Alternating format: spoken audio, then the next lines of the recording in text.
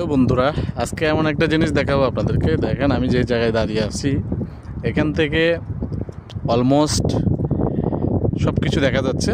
এই যে দেখেন মেরিনা, ঠিক আছে, এ হলো আপনার কর্নিশ দরজে, এক্ষেত্রে হলো বেন্দন মহল, ঠিক আছে।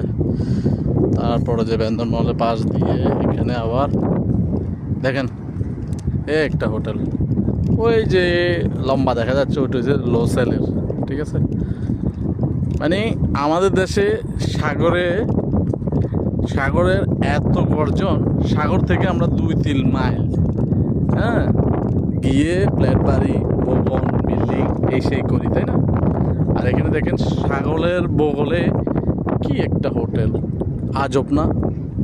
দেখছেন, মিলিয়ন মিলিয়ন পয়সা এই যে সাগরের পাশে। কেন?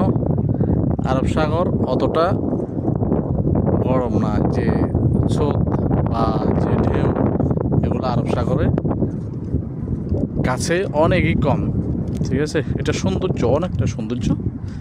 তো যাক, এটা আপনাদের সাথে শেয়ার করলাম আজকের ভিডিও। এটা আমি এখানে আছি, চারিদিক দিয়ে দোহা সিটি, মাঝখানে আমি, কি মজা।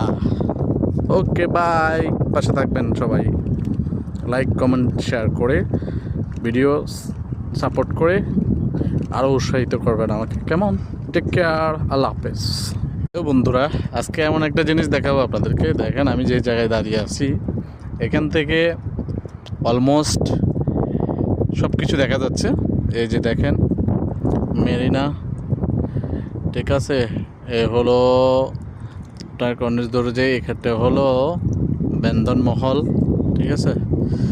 তারপরে যে বেন্দন মহলের পাশ দিয়ে এখানে আবার দেখেন একটা হোটেল, ওই যে লম্বা দেখা যাচ্ছে ওইটা হচ্ছে লোসেলের, ঠিক আছে। মানে আমাদের দেশে সাগরের এত গর্জন, সাগর থেকে আমরা 2-3 মাইল হ্যাঁ গিয়ে ফ্ল্যাট বাড়ি, ভবন, বিল্ডিং এই সেই করি, তাই না? আর এখানে দেখেন সাগরের বগলে কি একটা হোটেল, আজব না? দেখছেন, মিলিয়ন মিলিয়ন পয়সা এই যে সাগরের পাশে। কেন? আরব সাগর অতটা গরম না, যে স্রোত বা যে ঢেউ এগুলো আরব সাগরের কাছে অনেকই কম, ঠিক আছে। এটা সৌন্দর্য, অনেকটা সৌন্দর্য। তো যাক, এটা আপনাদের সাথে শেয়ার করলাম আজকের ভিডিও। এটা আমি এখানে আছি, চারিদিক দিয়ে দোহা সিটি,